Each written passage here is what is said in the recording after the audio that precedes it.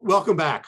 On September 20th, just a couple of days ago, the reliable Goucher College poll was released, and it showed the Democratic candidate for governor, Wes Moore, had a 22% lead over Republican state delegate Dan Cox.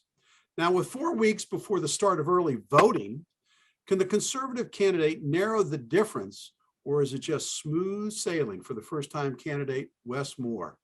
Laurie, in neighboring Virginia, Glenn Youngkin started out with a deficit, but he demonstrated that a polling deficit can be quickly turned around if one strikes the right note with voters. Youngkin's formula for success was parental choice in education and being strong on crime. Can Cox strike the right chord with Maryland voters?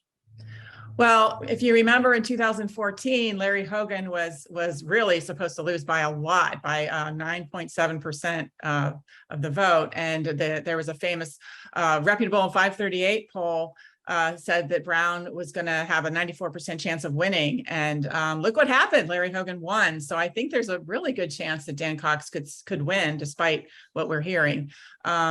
So I think, Youngkin was in a different climate in Virginia, though. Parents were really coming out against some things that were happening in their schools, but we're not seeing that in Montgomery County.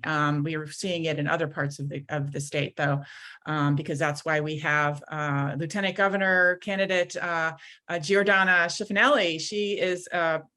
She really got known because of her efforts in her area.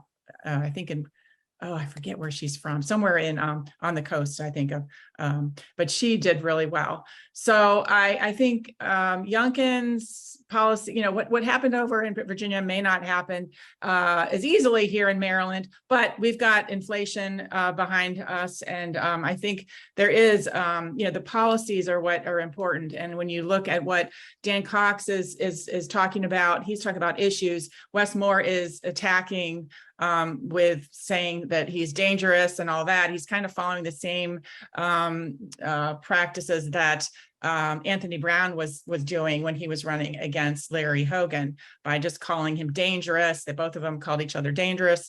So I do think if you look at the strategies of and agenda that Dan Cox has, he's got the winning message. So I think if voters listen to that, and hopefully they will.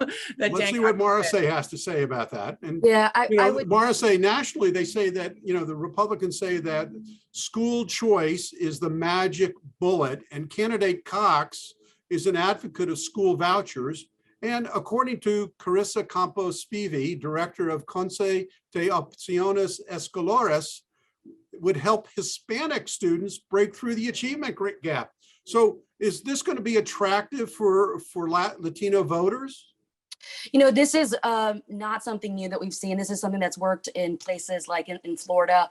And listen, I'm Hispanic, and it's true that a lot of Hispanic families, given their faith, tend to send their children to private schools, to Catholic schools. However, this is a class issue. So it's still high income earner Hispanics that do this. Now, I would say that if the Democrats don't have a counter, right, because a lot of times Republicans do have an edge in being able to coin, and having campaigns like this, the Democratic Party has not done enough to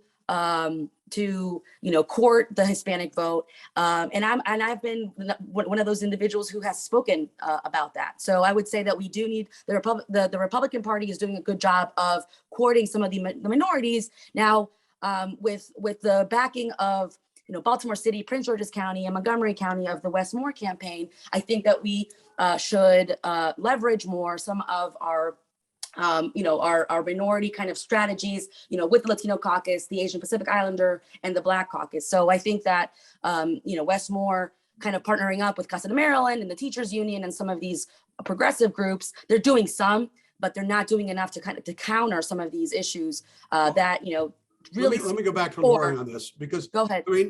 I think, obviously candidate Moore has the backing of the Teachers Union. And the real question, Laurie, for you is, a 9-point gap is one thing. A 22-point gap is another.